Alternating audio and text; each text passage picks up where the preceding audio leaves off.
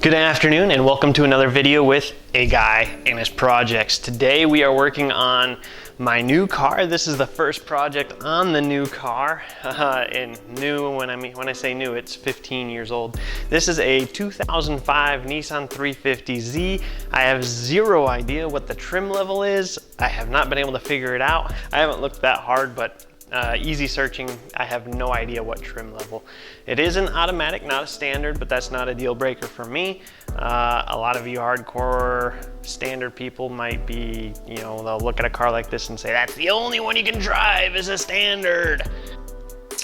And well, it has issues.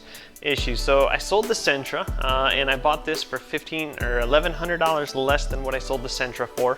And the Sentra was in pristine, absolute wonderful condition. This is not. This is a much nicer car in way less good condition. So I got for $1,100 less than I sold the Sentra. For that $1,100, I'm gonna try and fix it all up nice and beautiful and have it ready to roll as good as the Sentra was. The idea behind this vehicle is going to be my commuter.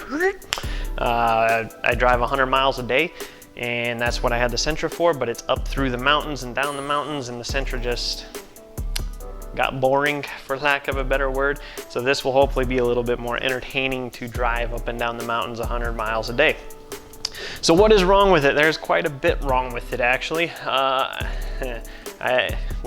Yeah, there's quite a bit wrong, but I think it's all simple stuff. I'm hoping it's all simple stuff. One of the most obvious things right now is the thermostat doesn't seem to be opening.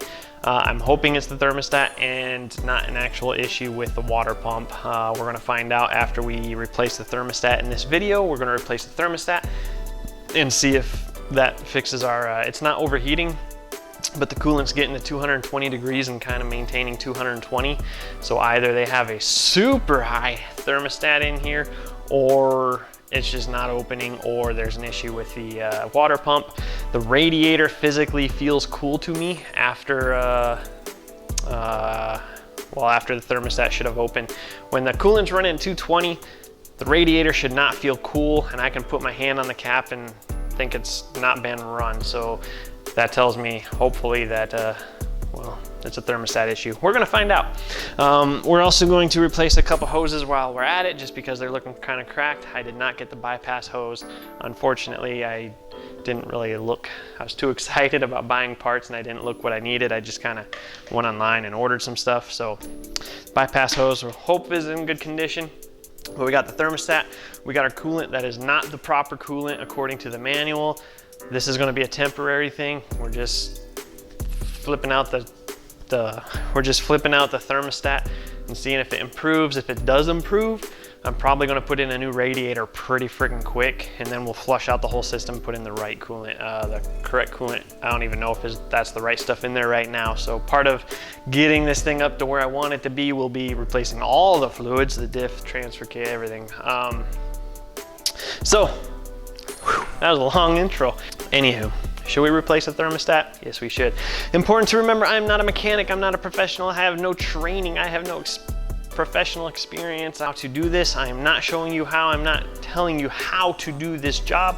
This video is to show you how I do this job as an unprofessional, unskilled, non-mechanic, uneducated in the vehicular world person. All right, let's do it. I have no idea what I'm getting into. I really haven't even looked into this yet. The thermostat just came in and I'm jumping in like, well, an hour later. So let's do it. We're gonna get started by removing your radiator cap. I like to use the palm of my hand until I know that it's not gonna squirt everybody rather than my fingertips and burn myself. If your cap is hot, you probably shouldn't be opening it quite yet anyway. We're gonna slide a large drain pan underneath the radiator petcock, which is right here. On mine, it's just a big Phillips screwdriver is all it takes. And we just pop that loose right there. That's gonna start draining. It's gonna take a while. It's not a big drain cock for it to go through. So while that's draining, we're gonna come up here and remove your air box.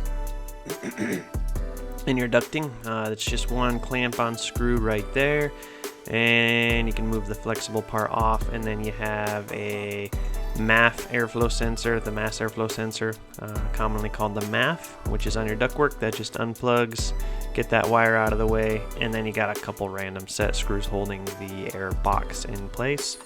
All those will come out, and you can just wiggle out that whole box. Alright, so now you can access your thermostat. It's actually pretty easy to get to. It's hard to see, but it's easy to get to. There's 3 bolts on it, and you can see me, I already popped one loose.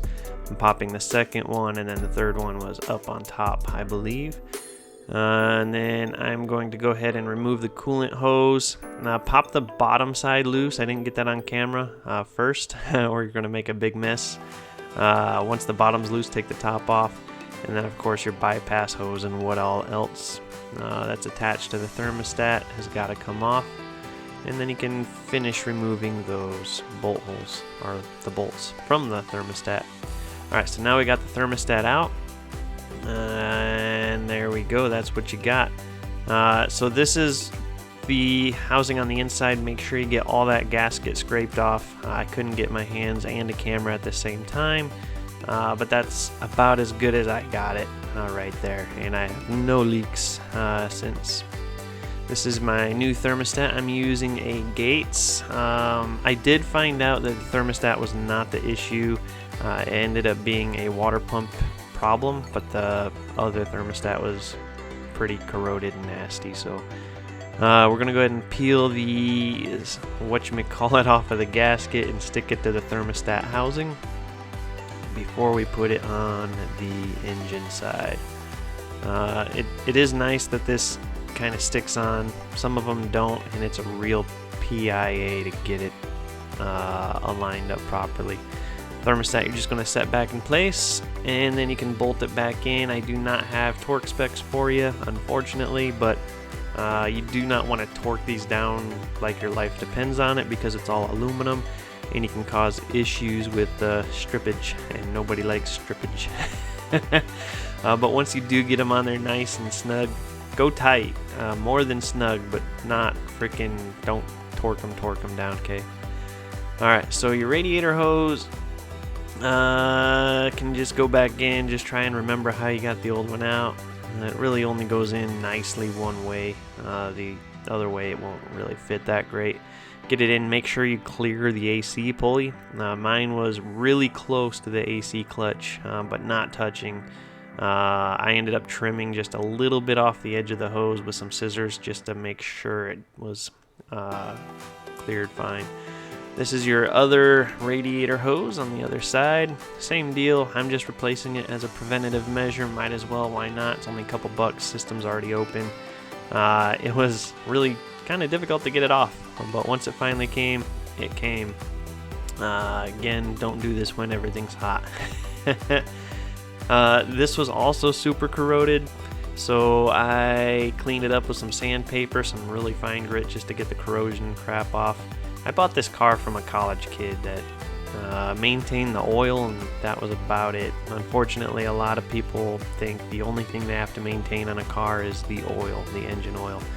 It's just not the case. There's so much more to maintaining your vehicle, and I wish people realized that, but it is what it is. Alright, so we're going to go ahead and put this hose on. You may have noticed that lump. I don't know if the lump goes on top or to the side. I put this on top. I had a hard time bleeding the system, so I ended up moving the lump part of the hose to the side rather than on top. Now we're just going to fill up the coolant and be on our way. I'm doing a 50-50 mix, and yes, this is not the correct coolant by OEM manufacturer specifications, but it's what I had and it's what's in there already, so we'll take care of that later. Alright guys, that was some old footage. I found that browsing around my computer looking for another video to edit. That was one I took right after I got the car, before I realized that the fuel pump was, or not the fuel pump, the water pump was bad. And so yeah, that thermostat did not solve the issue. Ended up being the water pump, which I took to the mechanic and had the mechanic take care of. Because there is stuff that I take to the mechanic for. There's stuff that I don't do. So anyway, I know that was old. That was before the facial hair. But it's still, figured I'd whip that video up and put it up there for you guys. Just make sure when you do that thermostat, you clean that surface really good. The old gasket might be kind of stuck in place, glued in place. Just get it cleaned up real good. Yeah, no leaks since, so we're good. Anyway, if you like what you saw, leave a thumbs up. If you want to see more, hit subscribe, and leave me a comment of other projects you've done by yourself to save some money, or just to learn your vehicle, or just because you enjoy working on your vehicle.